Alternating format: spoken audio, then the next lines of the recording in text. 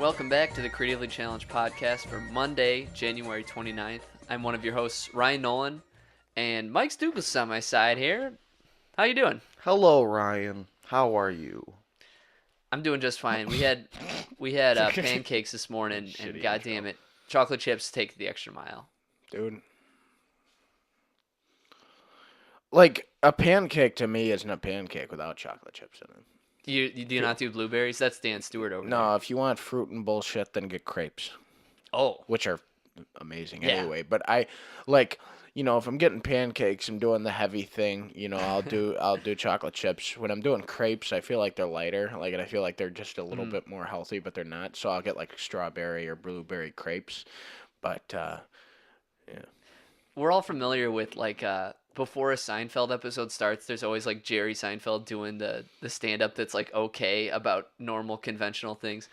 He had a good point once. He was talking about pancakes, and he was saying like the only real appealing thing about the pancakes that like once it's gone it totally is not that good is the heat of the pancake. Yeah. Like if they're cold, pancakes kind of suck, right? Yeah, it's like clay. It's not the same. But heat isn't a flavor.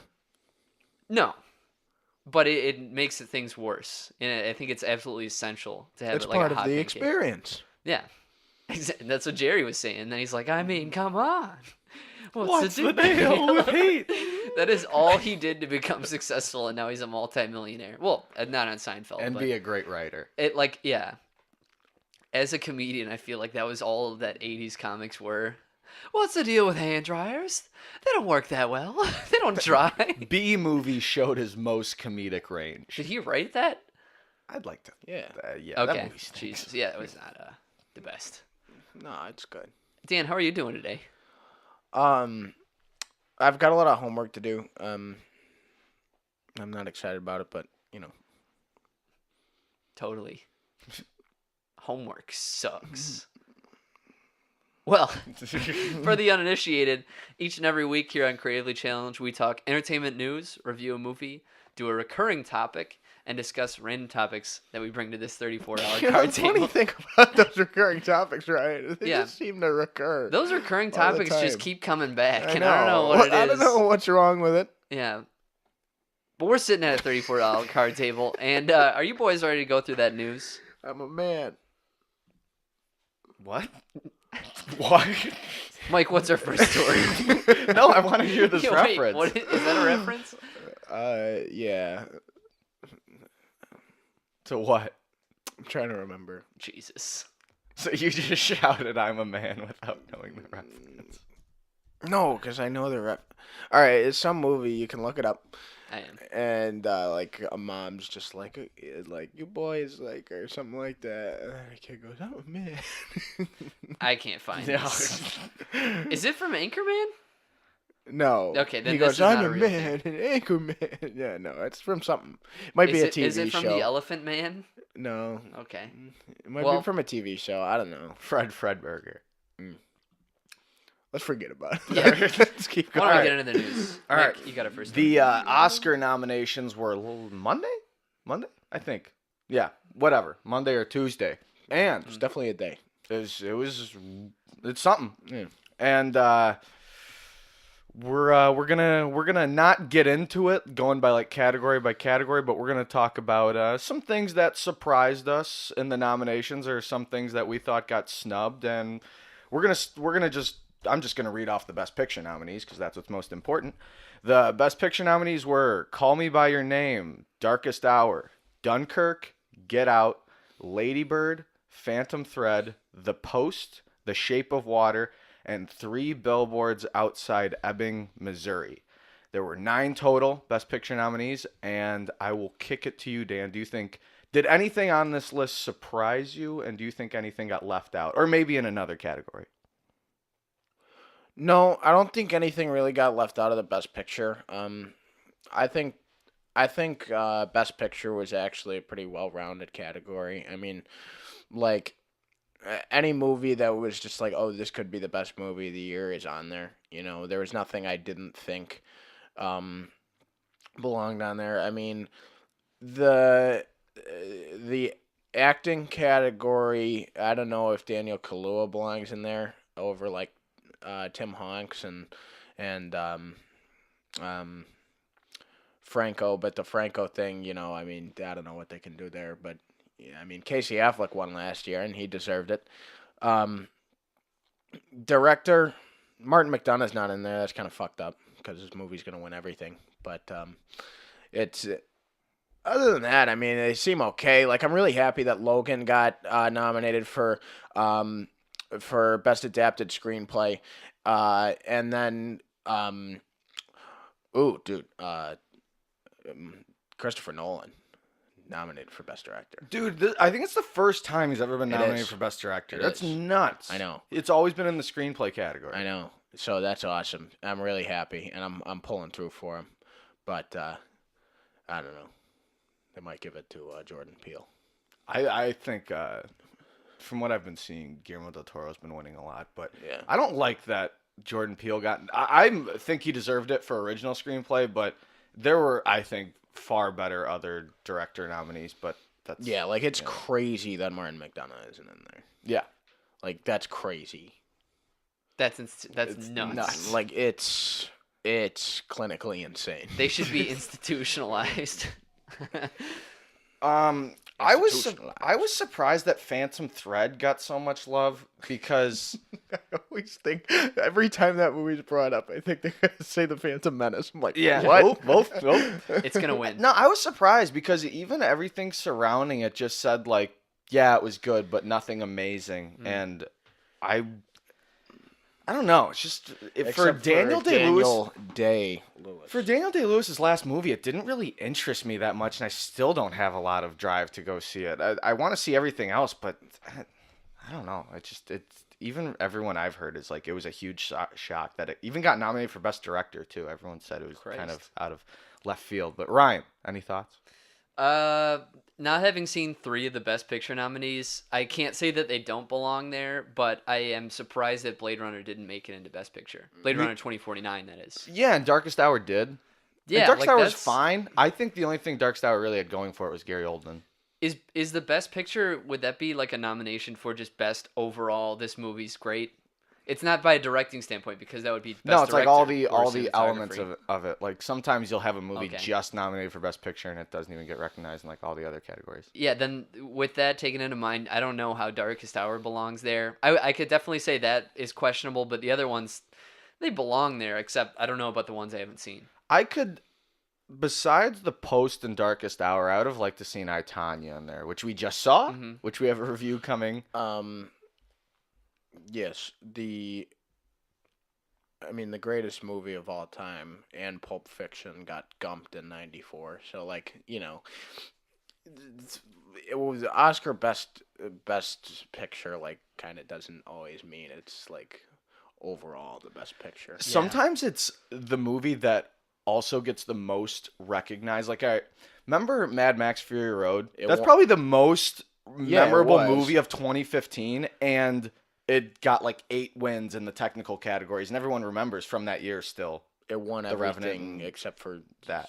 like kind of all the important ones. Yeah. Well, that society deems important, but that was crazy when Mad Max won all that stuff. Yeah. One thing, I just read an article about this. The animated features are a lot of times neglected by the Academy. They showed a few excerpts of entries for the 2014 animated feature submissions from the Academy, and so many of them just said like, I only saw Frozen, I don't care about the other ones. They actually wrote that in for it, and so I feel like they're often neglected and they don't care about them because they don't think they're like real movies ever, and so that's upsetting. And I'm sure there's a lot more animated features that I think should have been in the best animated feature category. It's tough to see every movie, but Yeah. at the same time, like you have an obligation. Mm-hmm. If you're a voter, like if I was a voter, I would have seen everything. By the time everything got nominated, I would go out of my way to Yeah. see everything so I can fairly vote. Like Ferdinand and the Boss Baby got nominated for the best animated. It's kind of a weak category for best animated So besides Coco. this year. Coco's Yeah. gonna fucking run away with it. Yeah. Are you sure Loving Vincent won't though? Oh shit! Yeah, that's wanna right. see That that. one's in there. Yeah, because Loving Vincent, for those that don't know, is a Vincent Van Gogh. It's about Vincent Van Gogh, and it is painted. Every frame is actually painted for it, and it looks like in the Van Gogh style, so it's very pretty. And it looks like a good story. We just haven't been able to see it anywhere. Gloving incident. What? Gloving incident. Oh, you had to shoot the name. Or I didn't even put that together. it's still funny when you say gloving Vincent, like they put gloves on him. Gross. Guantes. Anything gets snubbed to that you, it? Dan? I have one. You got one? As I said last year, Amy Adams got snubbed for Arrival over fucking Meryl Streep. Same thing happened this year with Jessica Chastain. Yeah. Meryl Streep playing Meryl Streep again. I fucking can't stand that bitch. Yeah. She's a great actress, but the I don't Academy think she sucks her deserved off it. so Like, much. The Post was a story about her character, but her character didn't make the movie like good. Mm-hmm. So It's like nothing against her. I think she's amazing, but it's just like it's the same role every year. Yeah. It's like there's so many other people like getting overshadowed. It's It not just surprising bothers that me. she's on there. No. It's like she's had like Yeah. 21 nominations. Like really, Tom Hanks has had like 5. Yeah. And I think that just shows that they just are so dead Oh, you set wanna on know Meryl what? Streep. What? Suicide Squad is an Oscar-nominated film, and Wonder Woman isn't. Suicide That's Squad true. is an Oscar-winning film, and The Shawshank yeah, Redemption that's right. isn't. Yeah. For like what? Like costume design? Costuming. Yeah. Costuming was great in that, but that's upsetting. Mm-hmm. Fuck. All right. Is that all we have on the... Yeah. Yeah, it's we the could usual we could stuff. literally talk 2 hours about the Oscars, but we're not gonna do that. Although, this is a time for a plug. We're going to do our own awards show instead of breaking down the Oscars. We got to talk about We're that in gonna the give coming out our weeks. Gold Blooms, our Golden Globe Blooms, That would be funny for the best picture. The Golden Golden Gold Gold Blooms. Golden Gold Blooms. Sounds doable. I love that. That's our award show, Yeah. the Golden Gold Blooms. That's amazing. All right. That's amazing. Okay. Earlier this week, the Incredibles 2 cast was announced, and they revealed some people who are gonna be some returning people who are gonna be in the movie, some new people who are gonna be in the movie, and their characters with some concept art alongside them. So, among the returning cast is Samuel L. Jackson as Frozone, Holly Hunter as Elastigirl, John Ratzenberger as the Underminer, but he's in every Pixar movie. So, Craig T. Nelson as Mr. Incroyable, as said by Bon Voyage in the original. Brad Bird is coming back, who's also directing and writing this movie. He'll be back voicing Edna Mode, and Sarah Vowell is playing Violet Parr. They're getting a new voice for Dash because he's a kid, and the kid who played Dash is probably our age. So, the new cast, Sophia Bush is playing somebody named Void. You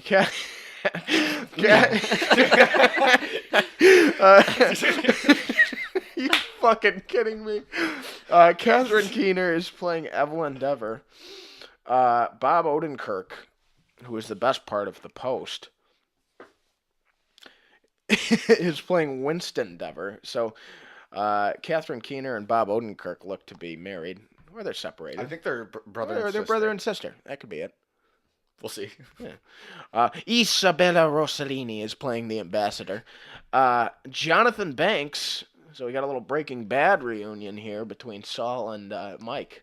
Is playing Rick Deckard. 1 letter away from Rick Deckard, or 2 letters away from Rick Deckard in Blade Runner. Who else? Void. It's with a Y, that Void character. That sounds sinister. So those are that's the cast? That's a cast. They say it's rumored that there's going to be a trailer next week during the Super Bowl. I'm not going to be paying attention because the fucking New England Patriots are going to be playing for the Super Bowl, but I'm not one of those assholes who goes, "Oh, let's watch the commercials." But if an Incredibles trailer comes on, I'd probably look. I have 2 predictions from this cast. Bob Odenkirk and his whatever sister, whatever they are. I think they're gonna be like the super villains by the end because they'll be the they're gonna bad have like guys. funny Yeah. banter and like high voices. So I can see that. And Jonathan Banks is gonna play an FBI agent or something. Yeah. I am 100% in that.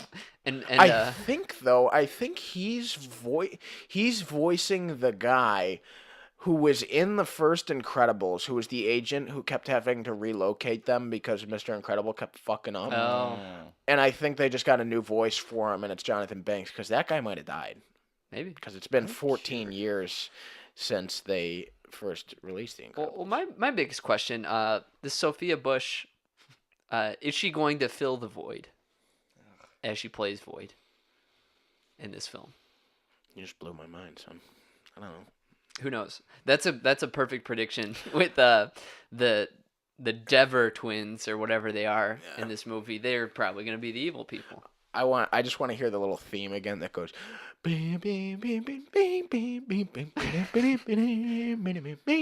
All evidence points to that happening. Yeah. I do not see Jonathan Banks's name. I mean, not his name. The character's name. In It's the original. Rick Dicker. Yeah, I'm not seeing it. Okay. This guy is fucking ugly. Pete Doctor? Yeah. Were He's you a checking big the first name movie? he's a big name at Pixar. Rick Dicker is played by a guy in the first one who is Dead. Oh, so he's not. It doesn't say he's dead, but he was born in 1934. So his character was in it. Oh yeah, I see it now. So it I looks see it looks like Jonathan Banks will be playing the man who is probably in a hospital bed. Is that a reference? No. Oh, he's filling in for the guy that's probably in a hospital bed. Is what Oh. I'm saying. Jesus. Well, I mean, he's born in 1934. It's a good run. He's not dead yet. Yeah, so. Bud Lucky. Yeah, Bud Lucky. Yeah, he's the voice of Eeyore in Winnie the Pooh, Oh. and he was Chuckles, the clown in Toy Story 3 that goes, Lotso couldn't move on from being replaced, That's sad. and they broke me, cowboy. Yeah, but he's got a very well. That's why he played fucking Eeyore, dude. Yeah, He's that got makes a sense. very- He's got a very depressing voice. That makes a lot of sense. Yeah, Well, is that all we got on this? I feel like Bud Lucky is like such an old guy name. It's awesome. I hope. Wait, did you Hey, say? Bud Lucky just moved in across the street. Like that Wait, was a radio broadcast. Did you say Bon Voyage is back, or you just said No, that I voice? said I'm pissed Bon Voyage isn't back because he goes, Monsieur Incroyable. And Incredible, Incredible. Incredible? He escapes, doesn't he? Yeah. Bon Voyage. I thought he great straight if- up died and like blew up. Did No, that not no, happen? He goes to Okay. jail. It would be great if he opened the movie again and they captured him. It'd be great. Or if the Underminer opened the movie. Yeah. Monsieur Incroyable. We got to rewatch that. Good I concur. It's a great movie. Yeah. All right. Next. Also, earlier this week, or was it yesterday? No, it was Friday. I think it was Friday. Friday. It was announced that WWE Chairman Vince McMahon had a special announcement, and people were really, really thinking it was going to be the return of the XFL. 2 o'clock comes around, and Vince McMahon announced the return of the Extreme Football League, set to start in January of 2020. Now, this is odd. The XFL was a failed league back in 2001. It was just gladiator sports with football pads on. There was cheerleaders wearing like nothing. And now Vince McMahon wants to make a change. It said it's going to be less gimmicky. It's going to be a family-friendly event. He wants to he wants no halftime. He just wants a 2-hour game. That's it. And he said players that have been arrested, regardless of the charge, can't play in the league. So unfortunately, a lot of fan favorites to play in the XFL, Johnny Manziel, won't be able to participate. But goddamn, I really like this idea, but this league's gonna suck. Why would it suck though? It's gonna fail because it didn't work the first time, and now it's Because not gonna work again. the NFL's so big, and people are just going to be like, "Oh, this knockoff organization." That's all it's going to be. Yeah, but here's the thing. Like, okay, so there was just a 30 for 30 on ESPN about the original XFL, and the NFL took ideas from it, like the Skycam and like the on the field cameras and miking players up in their helmets and stuff like that. So there was stuff that the NFL took from like the XFL broadcast. The XFL doesn't have any broadcasting partners as of yet because Vince McMahon is funding this completely by himself. Because he has that money. Yeah, and I don't know. I just think the league's going to fail again. I just don't think the power the NFL has allows for two professional football leagues in the United States. And so I just think the XFL is it's just not going to work again. But hopefully there's something cool that they do that the NFL takes into account and they like, make the NFL like different. Like Vince McMahon says they don't want to do like as many like replays on catches that they do. Maybe the NFL reverts back and says, "You know what? We've been way too stupid on the catch or no catch call." So maybe they revert back to that. But I mean, I'm interested. I'm not gonna not watch. I mean, guys like Colin Kaepernick, Tim Tebow, Robert Griffin III. Jay Cutler could come back. Smoking Jay. It could come back and play football, and that's awesome. But from a non-football fan's perspective, Rye, what are your opinions on this? So I have just heard stories on different podcasts about how like weird and fun it kind of was at first. And I'm not interested in football usually, but this is trying to take a different angle at things. And you're saying that the NFL learned from XFL originally and then just stole the best things from it after it failed. And I think if this happens again and still fails, there could be good things to come of it. A lot of people are having problems with the NFL at the current moment. And I think they learned and tried to steal things before because the XFL, as I'm reading right now, actually started with higher than projected ratings. They were really good and then took a nosedive because people hated the quality of play, and the WWF and NBC lost $135 million. But having someone to challenge the NFL, even if this fails, having someone to like challenge the NFL or bring in new ideas for them to later learn from is a very good thing. Like for you guys, sports fans. And you have a marketing genius behind the project in Vince McMahon. Look what he's done with WWE. He's taken something that everyone knows is fake and made it one of the most popular things in America on Monday nights. And but it's especially because like it's just they've got the drama, and it seems as if they're already starting with that. On the statement he made on Colin Kaepernick, he was saying that because Colin Kaepernick can't play, is it because of the kneeling stuff? Vince McMahon said, "In my league, you're gonna stand for the national anthem." He doesn't want to disrespect patriotism. I gotcha. And so like that kind of drama, and I was saying to Dan earlier this week, like they probably are already in talks with Kaepernick to get him on, because that kind of controversy could get viewers. And I gotta say, like, he's got to drop the prior convictions thing and the DUI, because so many people want to see Johnny Manziel play in this league. I want to see it. I want to see Johnny Manziel play in this league. So like I think since he's got 2 years to go, Vince has got some time to figure some things out. And I think with the promotion work that he does, he's got to realize that we want to see these guys play. And, maybe dropping some of the rules, making sure Manziel signs his contract to say, like, yeah, don't fuck around. Like, then I want to see him play. The fact that he's already overtly stated that, I think, is just a headline builder. Probably. They want this drama because that's what makes people love wrestling. It's not that it's not real wrestling, it's that there's character development. It's really cool. Yeah. And XFL, maybe they're taking more of that approach now, where it is the drama that we want. And that's especially what you see in like Sports Center now, is that it's just drama. every day. Could you imagine if like Stone Cold was the announcer? Be sweet. We got ourselves a football game. They ain't beating ass. Vince did say there's also not going to be like a WWE and XFL crossover, but dude, I'd love to see like fucking Goldberg play football, dude, like in the longest 2 hours. That'd be fucking dope. But it's cool. Oh yeah, no, I'm excited. But Good things will come from Brock it. Lesnar. It's gonna fail. Failed NFL player Oh Brock Lesnar. shit, Brock Lesnar, that'd be hung. Although he's like 40. Mike, are you for this? You Well, haven't said I'm much. always for more football. If there could be year-round football, I'd be in support of it. So Yeah. Awesome. yeah. And since Awesome. it's It's gonna happen, fail though. Yeah. Oh yeah, and since it's gonna happen like right when the Super Bowl's over, like we're gonna have football right after football ends. Like you get Super Bowl Sunday is always a fun day, but then it's like sad because football's over.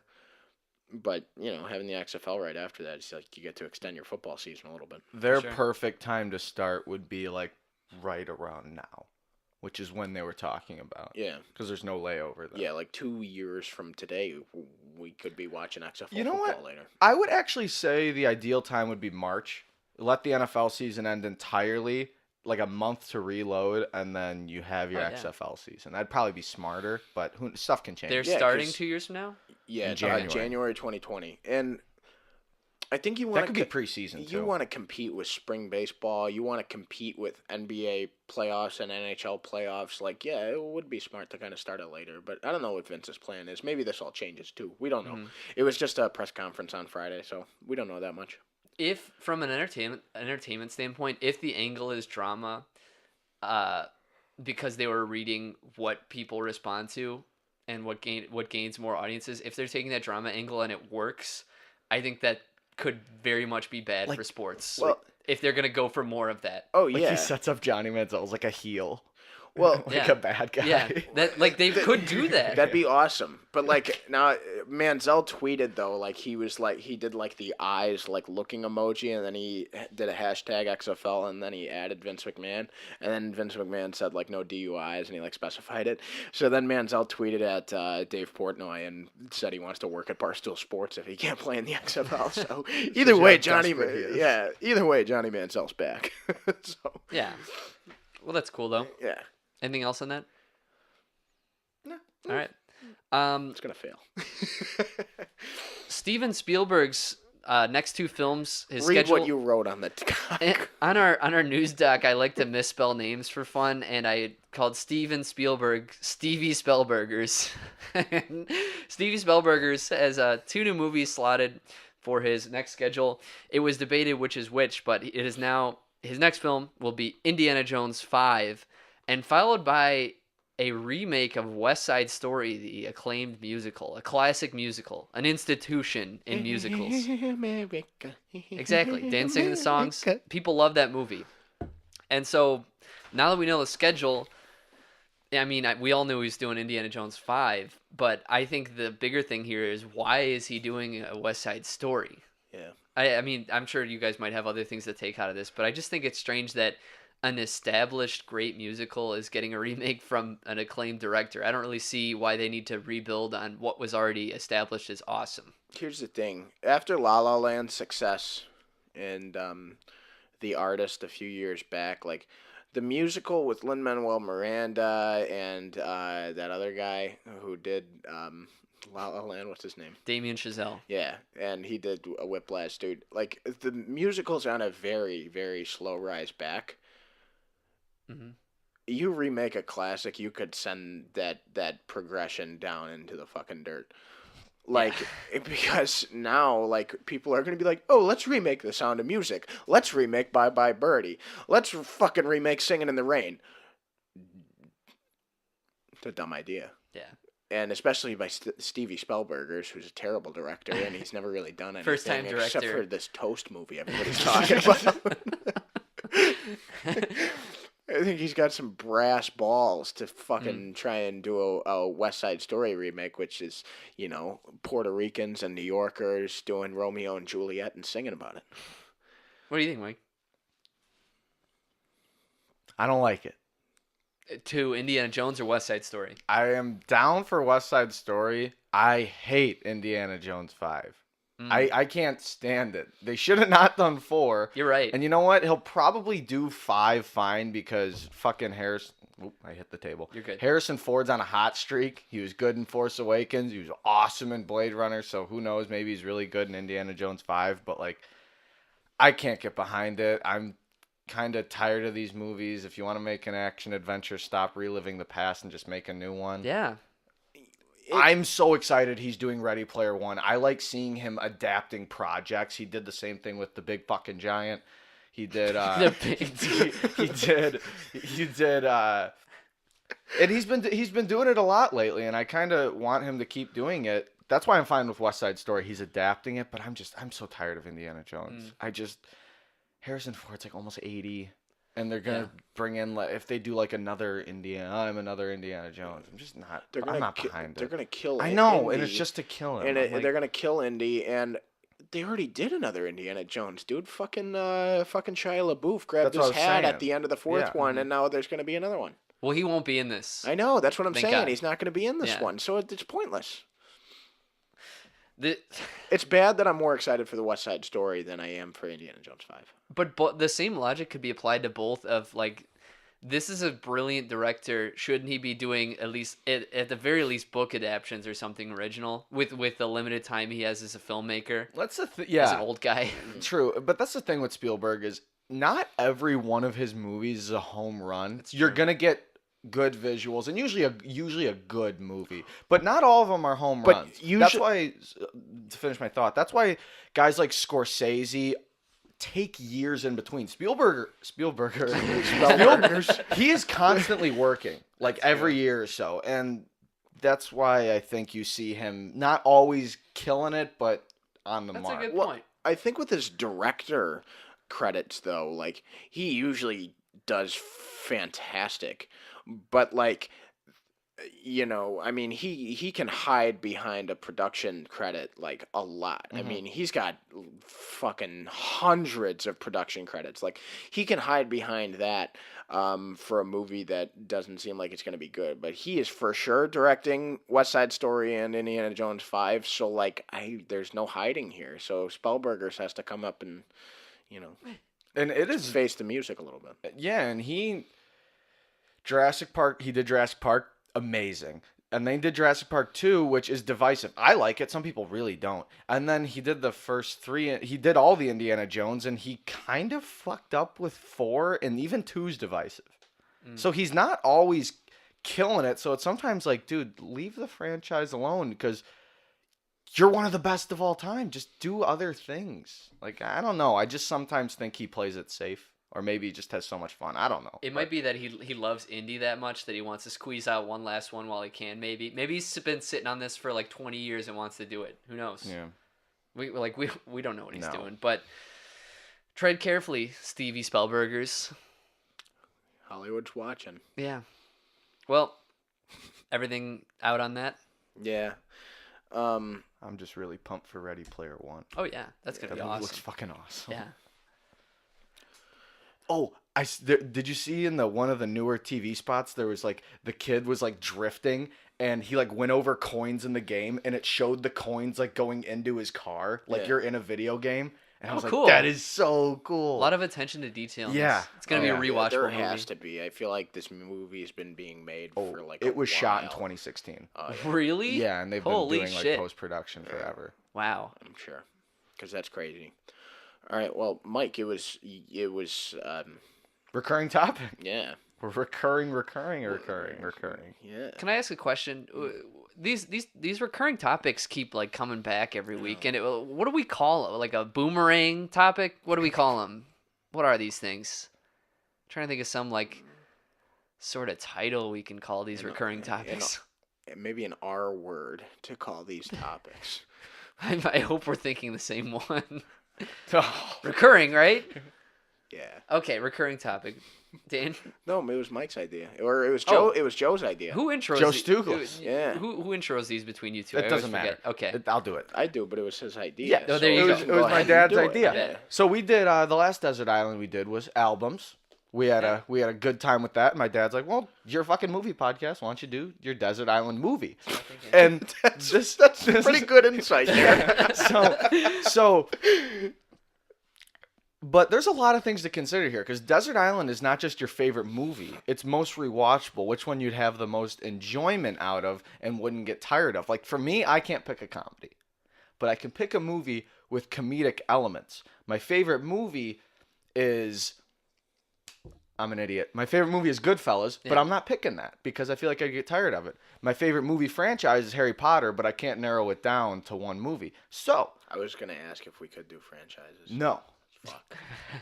No, we cannot. So that's why I am going with Django Unchained, which Ryan has right there, directed by Quentin Tarantino, the first Tarantino movie I ever saw.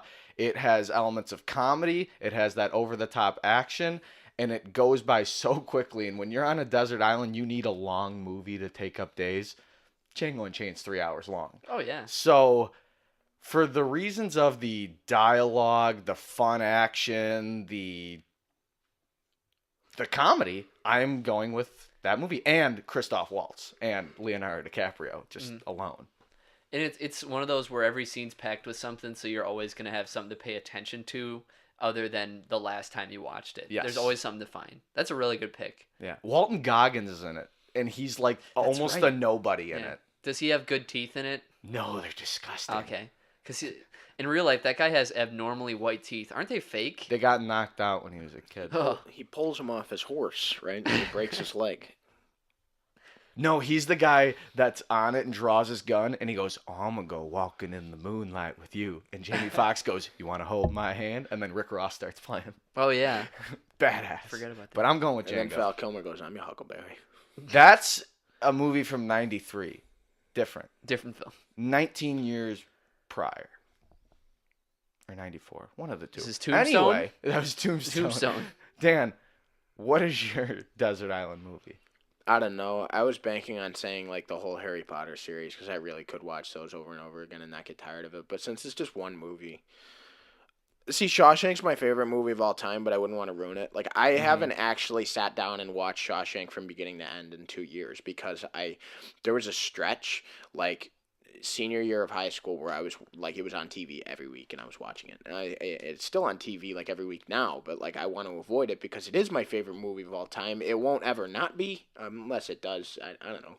That's pretty close-minded. It's pretty close-minded to say it won't ever not be, but like I don't want to ruin it. So like I think the same thought process has to go in here. Like I wouldn't want to watch it every single day on an island because I might start to hate it.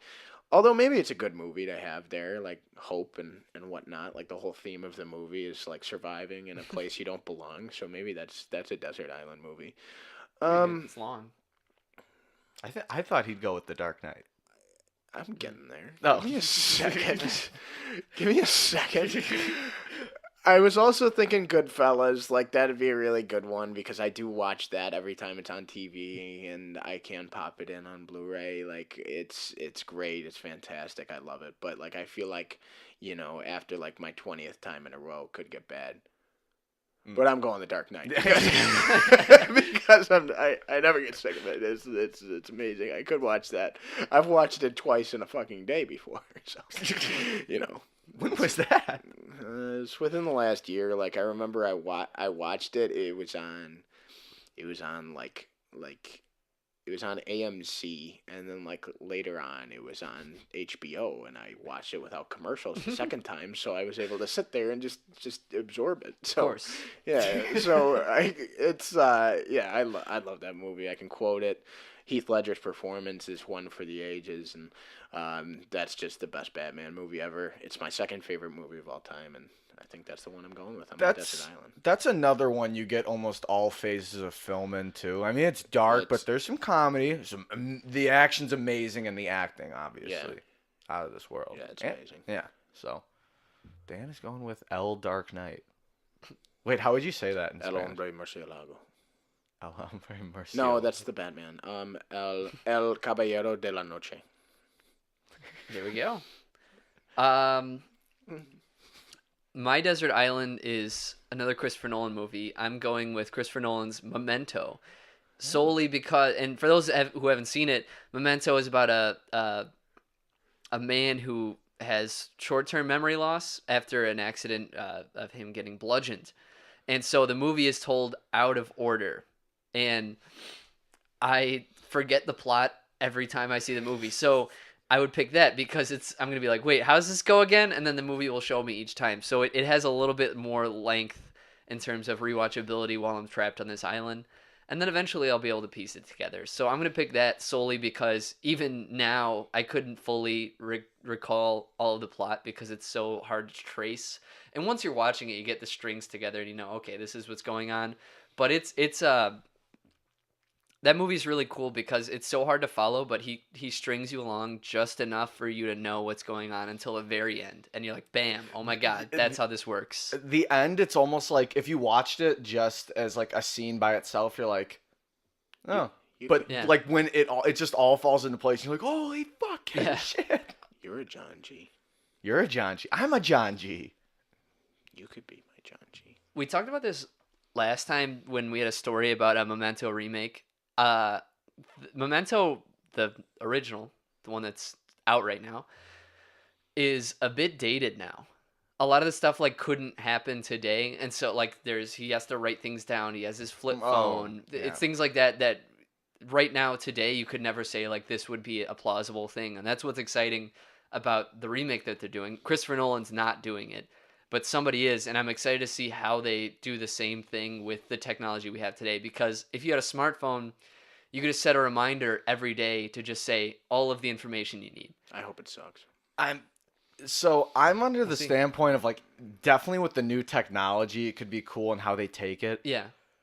But that movie worked solely because you had one of the best minds of all time working on it.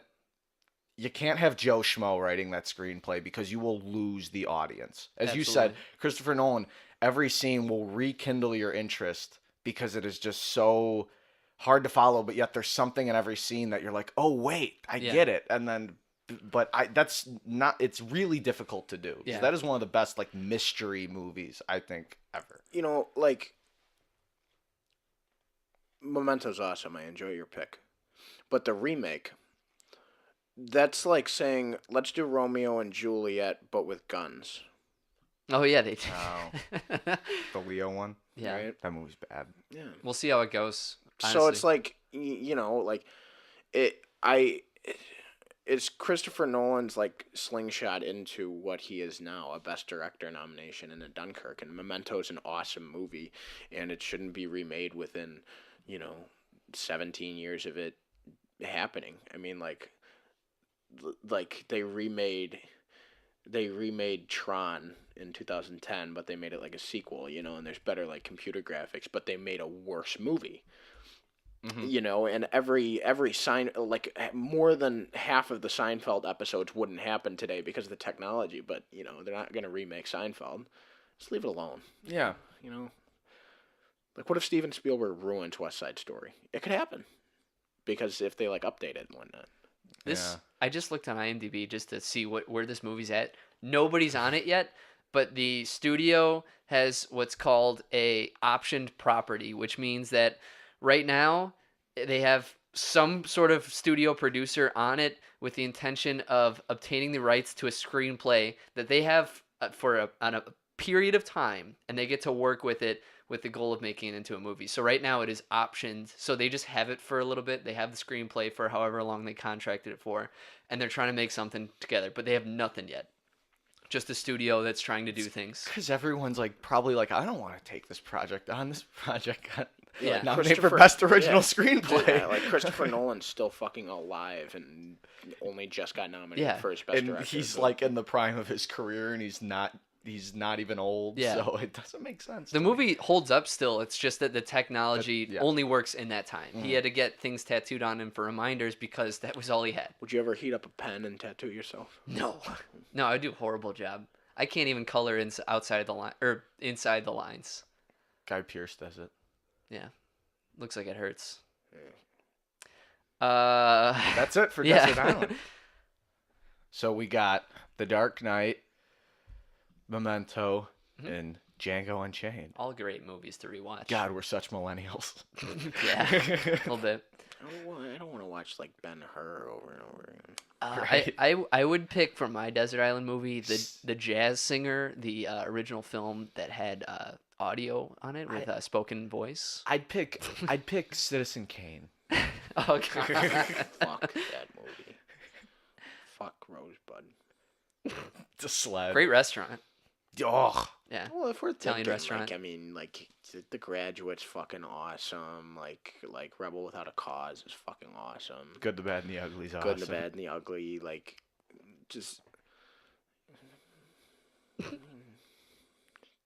watch fucking like Empire Strikes Back 1,000 fucking times in a row. Like, I'd pick the Phantom Menace. Actually, let's go back on this. I'm gonna rewatch the Phantom Menace. God, that would be torture.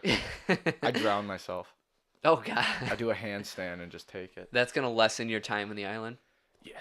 All right. All right. Let's move on. Well, we saw a movie this week. We saw Tonya, directed by Craig Gillespie. It's about a competitive ice skater named true story. It's about competitive ice skater Tonya Harding as she rises among the ranks at the U.S. Figure Skating Championships, but her future in the activity is thrown into doubt when her ex-husband intervenes. It stars Margot Robbie, Sebastian Stan, Bobby Cannavale, and Allison Janney. Boys, what'd you think of this film? Janney, whoops. Gilooly. Gilooly is a character in the film. All right, I'll start Jeff it. Yeah. Gilooly. So Sebastian Stan plays Gilooly, the crazy Jeff ex-husband. Gilooly. Jeff Gilooly. Oh, dude, I did not know. Like, Winter Soldier's always pretty stoic, and he doesn't have a lot of lines, and he's kind of just more badass. I didn't know Sebastian Stan could fucking act. He was great in this movie. So that's the positive I'll get to. Well, not I'll get to. I got to. I'm an idiot. I'm stumbling. I'm mumbling. But I'm not going to talk about all the other ensemble cast because I'm sure you guys want to get to it. So Sebastian Stan was fantastic. But what I really loved about this movie was with Molly's Game and American Made earlier this year, you got biopics that were more or less entertaining and over embellished in the lifestyle. So it made for a really fun experience. But as we said, you didn't really get to know the character that well. And with this movie, it balances the comedy, so it is very entertaining, but you really get to know Tonya Harding and the untold parts of this story. Forever, everyone just thought, oh, Tonya Harding bashed in Nancy Kerrigan's knee. There's more to it. There's a lot more to it, and I didn't know. So I'm really happy that I got to learn that part of her in this story. So I thought as a biopic, it was fantastic. I thought the ensemble cast was great, and it was just a really well done movie. The skating sequences were seamless. You could not tell Margot Robbie and the stunt double from the CGI. So, yeah, it was really entertaining, and I'm really glad we got to see this movie. I really enjoyed this movie. Like you said, like American Made and Molly's Game were like the two other biopics we saw this year. Tonya was a relatively accurate biopic from the viewpoint of Tonya Harding, which I mean nobody will ever know what really happened. Really, I mean if Tonya Harding's telling the truth, which I think she is, but I don't know. Like this is the story, and it was well done. There was some documentary from Tanya's perspective a couple of weeks ago on ABC, and I watched it, and it was like watching that come to life. There was this interview with Tonya Harding, and they showed the real clips, but this movie provided remakes of the real clips with the in-between stories that Tonya Harding was able to tell. So I thought it was really well done, pretty accurate from Tonya Harding's perspective, and that's all we have to go on, so it's pretty accurate. Margot Robbie as Tonya Harding was incredible. She sounded just like her. It was ridiculous how much she sounded like Tonya Harding. Allison Janney as Lavana Harding was awesome. Probably going to win Best Supporting Actress because it was well-deserving. But really, altogether, the story was really well put. I like how it was way more than just the Nancy Kerrigan story, because like the girl who played Nancy Kerrigan in it didn't even speak. And that's awesome. She said why. Well, that's yeah, yeah. After getting bashed in the knee, I like that a lot, and because in real life, like Nancy Kerrigan is just like I don't want to see this movie. Why would I want to? Like that's her life, not mine, and completely understandable. Obviously, since that day, like there's been a lot of like downfall between Kerrigan and Harding. So, there it was just really well done. It put you back into the 90s and 80s, like it put you there, and that's what a movie, if you're telling a biopic or you're telling a story about the past, it's supposed to put you there, and it was believable, well done biopic. Great soundtrack too. Yes. I totally forgot about that until you talked about the being in the setting. Yeah, I forgot about that. Ryan? As someone who usually isn't the best at comprehending a film until I rewatch it or read about it afterward, this movie did something I really appreciate. And it's also something we saw earlier this year with American Made, in that they took significant true events and were able to guide us along and understand completely what happened in these times. And so in both American Made and I, Tonya, you had crazy events going on, and you wouldn't have believed that these were real, but then they tell you, yes, this actually happened. And so my favorite thing about this movie was that it was so easy to follow these crazy events and the different sort of complicated things that went on between these characters and what was going on at the time in figure skating and all that. And I just really appreciated that it was incredibly easy to follow for anybody. I think it's a really accessible movie, even though a figure skating movie doesn't always sound like the funnest thing for an audience. It has a lot of different things. It's, as you said, Mike, it's very comedic, it's dramatic, it's got a lot of different things, and I think it deserves the recognition it's getting in the awards. I really enjoyed it. Margot Robbie is awesome. She's the shit. Oh yeah, she did great in this. She was great in that. She made Suicide Squad 10 times better Yeah. than what it was. And she's got quite the career ahead of her. She's so young still. She's dude. 27. She's so young. Like she's got so much more left after this. She's 27. 27. Whoa. Yeah, she's gonna be around a long time. She was 22 when Wolf of Wall Street came out. 24, 22. Oh, it came out in God, yeah. 2014. Or It 2013? was 2013. Whoa. I forgot about that. Yeah, no, she that- was really young. She was amazing in The Wolf of Wall Street. Wow. Oh my Talented. God. Yeah. Hold on. Okay. One of her first movies, she worked with fucking Martin Scorsese. I wonder what she did before she got there. Like if she started as a kid.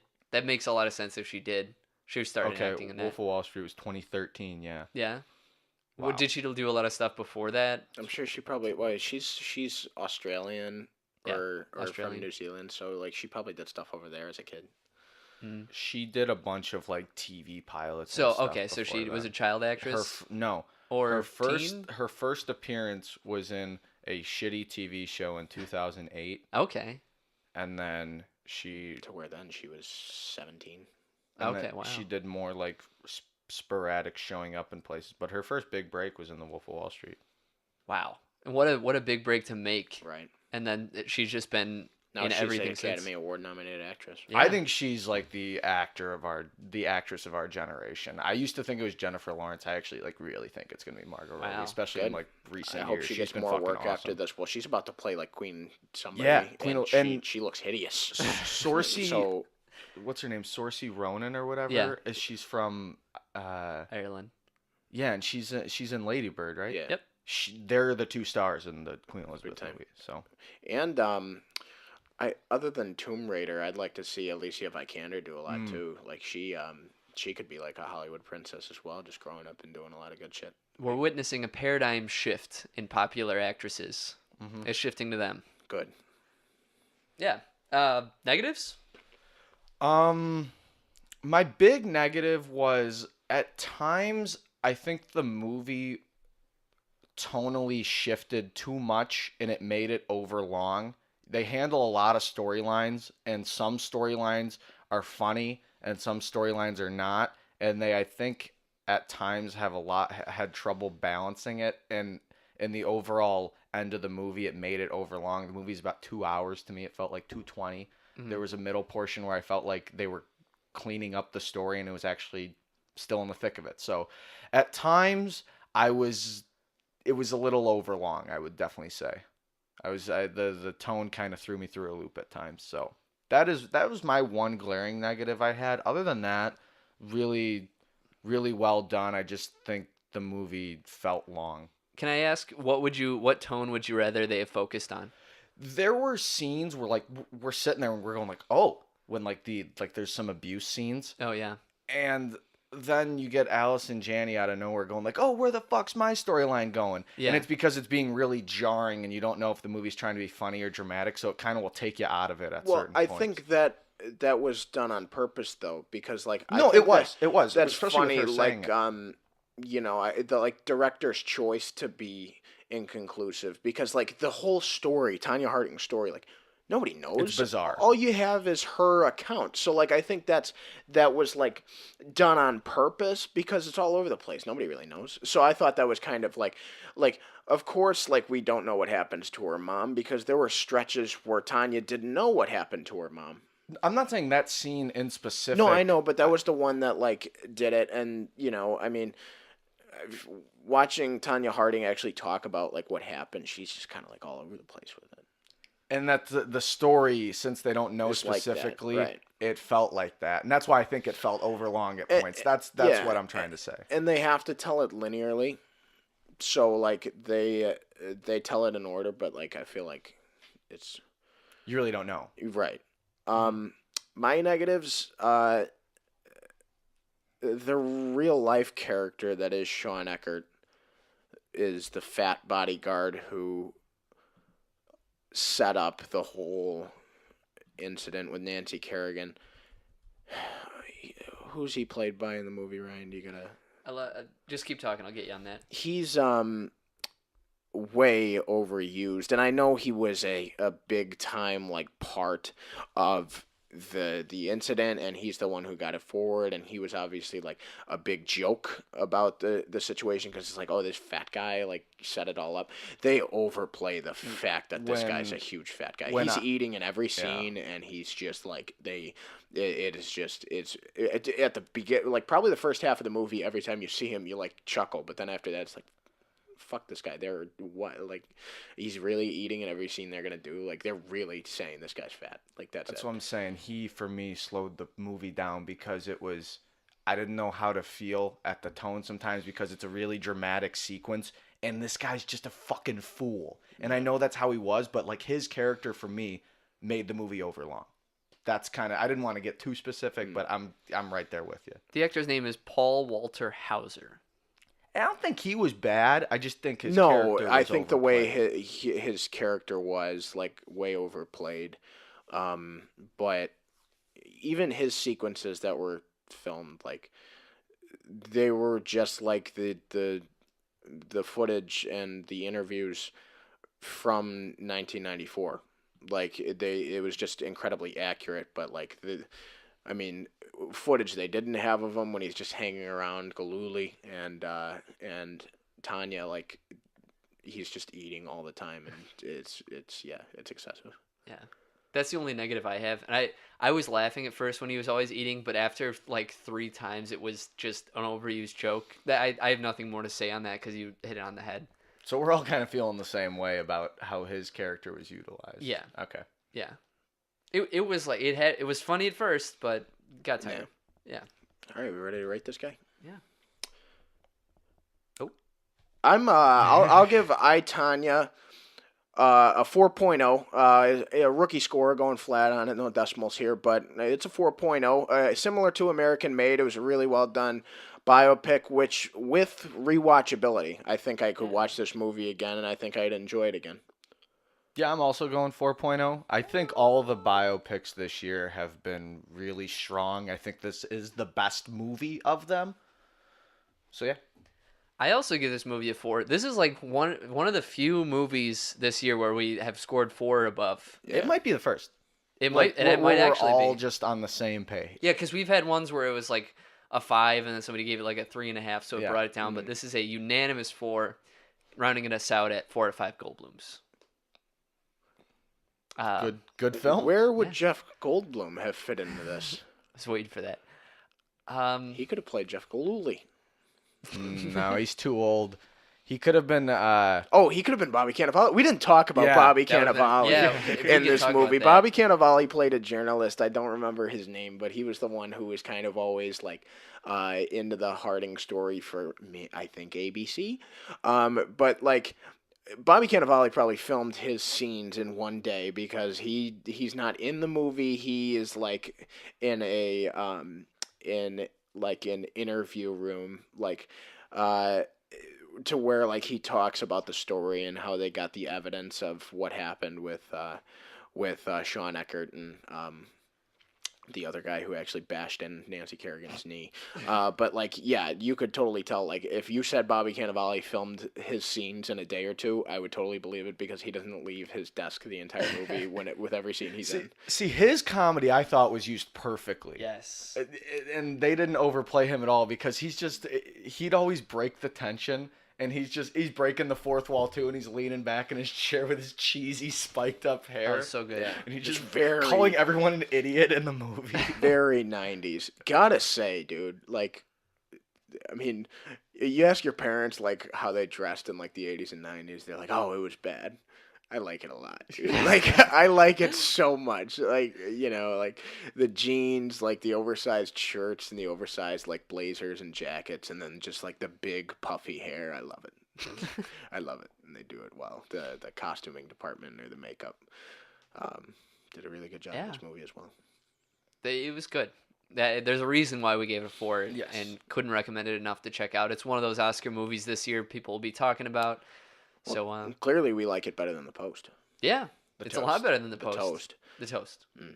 By that Stevie Spellberger's guy. Yeah. Well, is that all we have on that? Yes. All right.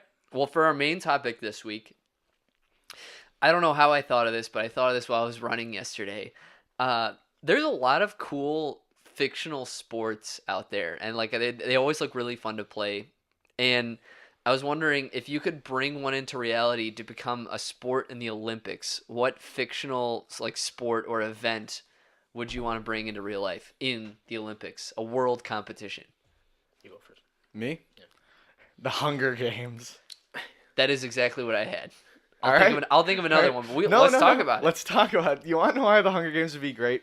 Because I don't care what anyone says, that inner primal instinct in everyone comes out in some way. The Colosseum is what it was in Rome. Yeah. And through time, it has progressed to football and UFC, which is, they're very violent sports. You're Yeah. hitting people. But you know what? I'm just throwing it out the window and say, let's get a criminal, just a horrible person, the baddest dude you Yeah. can find from each country, put him into this controlled environment and let him go at it. You don't have to watch it. It's animalistic. It's disgusting, but I want to see it.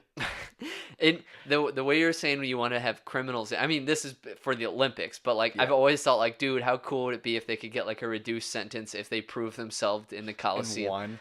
Yeah, like that'd be cool, but also not practical. But if you want in the Olympics, like, do you want the same style as the Hunger Games? People can pay money to send in goods for their country. You know, Yes. like I think people would really like that. As inhumane as it is, we're throwing that aside because it's like a joke. But like that would be awesome. And I was gonna ask too, like, so every country's got tributes. What country will have like the best tributes? Do you think in the Hunger Games for the world? Russia. Russia. I had the same Resilient thought too. people.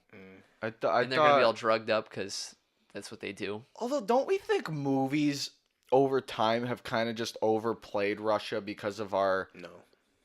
Vladimir Conflict. Putin went into a freezing cold pool and he's their fucking president. Like, and then there was just a huge gigantic line of like huge Russian men who just like fight bears and fucking like swim in cold water every morning Yeah. to train their body. Like, I think they're freaks over there. They have to be. They live in fucking Siberia. Russia hasn't fallen since the Mongols. Yeah. So they are hung. That's a good point. They're always like the badasses in any like world movie. Like they're always those tough people that are the bad guys, which is I always our think of main- Ivan It's not Drago. just I always movie. think of Ivan I mean, Drago. it came from It came from the Cold War. Yeah. I mean, like, we're still like unsure of Russia. I mean, except for the fool in the White House, but like, like since since the 50s, like I feel like a lot of movie themes, book themes, actual political themes are us versus Russia. Yeah. And like it's not just because like they're an easy enemy to blame. It's because they can be an enemy. They are freaks of nature. Like It'd be awesome to fight 'em. Meanwhile, our apartment gets bombed for me calling Russia freaks of nature. They're definitely listening. Yeah. That'd be sweet though. What kind of environment would you want the first one to be in? Like the Winter Olympics. The winter? The Winter Olympics. Oh, okay. Like That'd be fun. A deciduous forest in the winter. What is a deciduous forest? I'm not good with those things. You're not good with the deciduous forest. Yeah, I don't know what those are. It's like you live by a deciduous forest. Could you that out there? Yeah. But like, I mean, obviously, like way out, like a Wisconsin deciduous forest. It's just a disappearance of the canopy. So it's because there's no leaves. I mean. Yeah. Okay. You're out in the open. You've got tree. It's cold. You've got tree cover. It's Yeah. cold. There's snow on the ground. You can be tracked. You might end up at like a waterfall at some point in Be time. sweet. But really, you've got wild deer out there. You've got like squirrels. You've got birds. It's you and nature. It's Like, the Revenant. yeah. What would you? Because in the Hunger Games, you could send in shit to like harm or help. So you could harm other countries. You could help our country. What would you send in? If you could think of anything, I would want to send in the bees for everyone. Because there was a bees thing in the Hunger Games books, and man, Yeah. bees fuck everything up. What you mean the They're like those they were like badass wasps that were Yeah. genetically engineered, but like I would send in the What are bees they for called? everybody. I'm not a Hunger Games guy. Okay. I've never read the books, never seen the movies, so You could like send in a trident or something if you wanted. What would you send in? send in a lightsaber. I'll allow Tracker it. Jackers. That was it. Oh, they fuck Yeah. you up. You hallucinate and stuff, and your face gets all puffy. And then you could fight those with a lightsaber. Yeah. That'd be amazing. I'd want Finnick O'Dare to be our tribute with Oh, the that'd be good. trident and just destroy everybody. I wonder who we would send in. You'd Like have to fighters, right? That We'd makes have to send in some fucking some ex-SEAL guy that's turned into like Yeah. a piece of shit. sense. I'd send in Rob Riggle. Robert. Oh yeah, ex-marine. He'd be He cracking was a jokes. Marine. Yeah. I thought he was in the Air Force. No, he's No, he's Marines. Marine. Yeah, he's badass though. He's playing like his like first lieutenant in 12 strong. 12 Strong. That's awesome. Isn't that cool? What's your thing, Dan? I was thinking I wanted to go along the lines of Harry Potter. Like Quidditch would be awesome. Like the Triwizard Tournament, it'd be fucking awesome. Oh. But That'd be sweet. something that actually spawned from a sport, lightsaber combat. There's this like half hour to 45-minute long documentary provided by ESPN where Mark Hamill tells the story of how lightsaber battles in Star Wars came to be.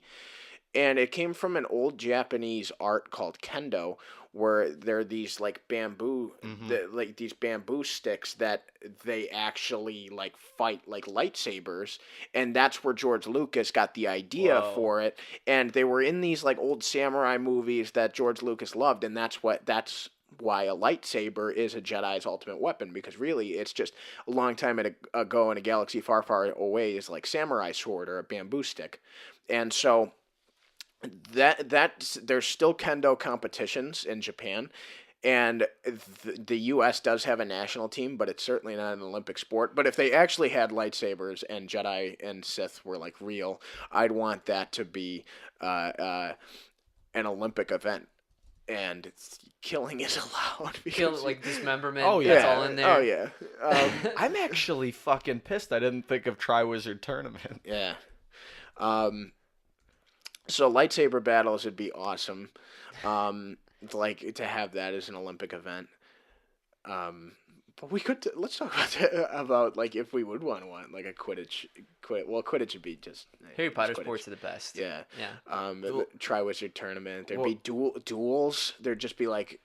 You could do like knockback spells Yeah. and stuff like that. Like obviously no killing curses, but Well, like what would be cool about the Triwizard Tournament is like you could have like prelims and like because each circuit's different and it just gets harder the more you move on with your country. Oh, that'd be so fucking awesome. well, the premise of the Triwizard Tournament in Goblet of Fire is that they used to be incredibly dangerous, where students of each school picked used to die. So the Triwizard Tournament became dangerous because Harry was being set up by an agent of Voldemort, but he was really in no danger at any time. I mean, obviously he's flying around the head of a dragon, but the movie has the dragon escape. In the book, it doesn't happen. Like Harry was really in no danger, but I want to bring the danger back. Like you have to face a dragon, but there were like you're not swimming in a lake and fighting a dragon and going through a maze every single time. So they're just these crazy like tasks that would happen. Like we could think of it like it's kind of like a nerfed Survivor. Oh yeah, and you'd have to like I don't know, like to imagine like sending a 17-year-old kid in to like fight like 100 Dementors. Oh, That's basically the premise. The Dementors. Yeah. Like really, only one 13-year-old kid has ever done it, and that's Harry. He's the chosen one. Well, Dan, that's the thing. I know you haven't seen them with the Hunger Games. Is except for like the special like one they do called like it's like the 75th anniversary, but before that it's like only the people up to age like 18 can qualify, so they're just sending teenagers in to slaughter each other. pretty messed up. See, for us it would be adults only. Yeah, we're We're civilized. not sending kids in there. No. We're gonna put the bees on adults. Yeah. It's fine. Perfectly humane.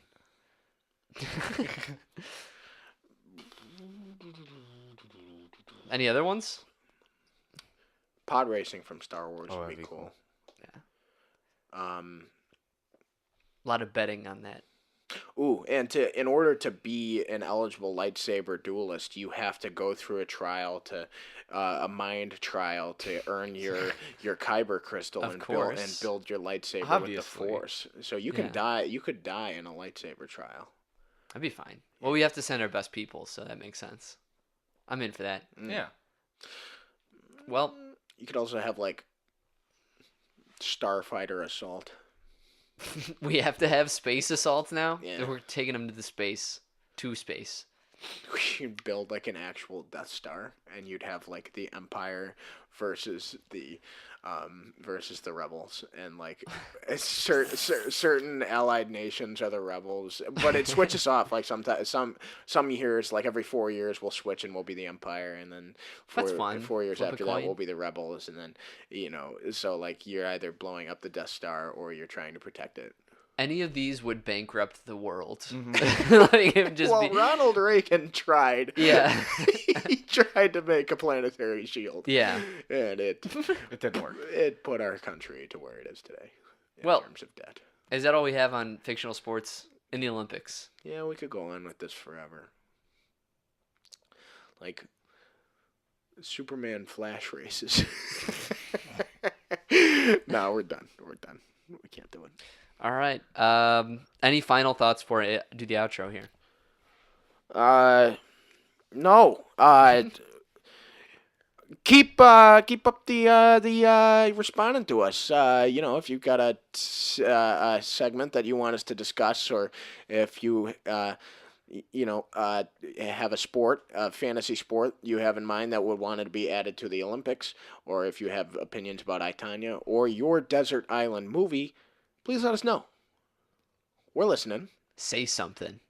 Say something, I'm That song. getting up on you. Who sings that? I don't know. Mike? Mike's not asking gonna me if know. I know? Mike's not gonna know. No Mike's idea. good at songs. That's like a news song, right? Would Yeah, that be fair in I wouldn't assuming know that? it. Yeah. Yeah.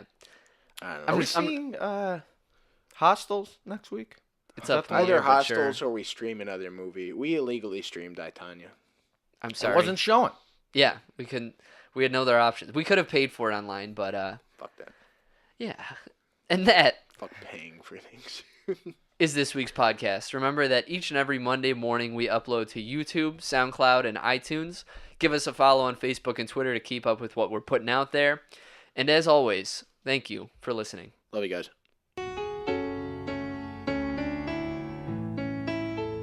What if God was one of us?